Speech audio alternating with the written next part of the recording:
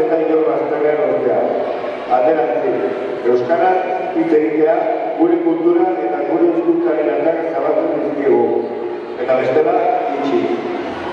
Lau, euskaraldia ez dugu ahorri eta beraren testo bakarrik partea hartu. Baina ez ezagun ahaztu, ahorri eta beraren testo direnak gehiago direla. Hala ere, txapadunen kopurua, bizkanaka, gora egin duen gero, pentsadezagun, eroz eta gehiago, zabalduko dutela, bost zenturen. Bost, gure herriko dendaria euskalduna da. Euskaraldia hasi arte, egunero, erdaraz egiten dituen erosketan.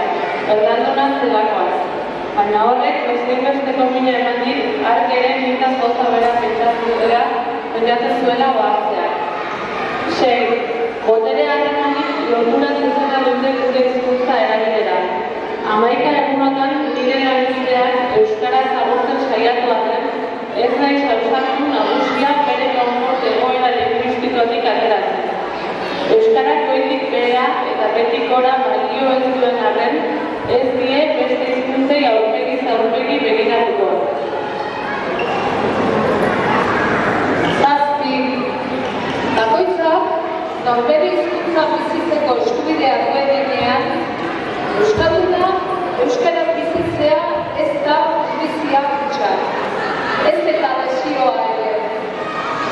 Euskalduna euskara bizitzea euskaldunen eskubidea da.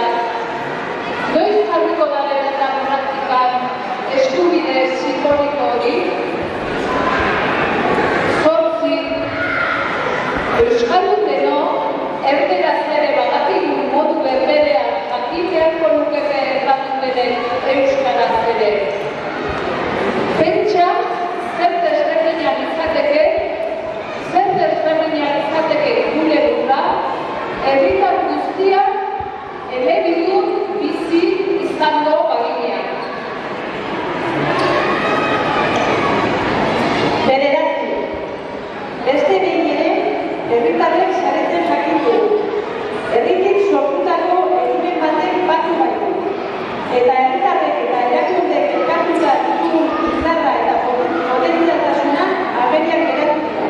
Klika egin dugu. 10. Euskaraldian herritarrok emandako urratsek babes neurriak behar dituzte eta gainera entitate publiko pribatuei dagokio neurri horiek hartzea.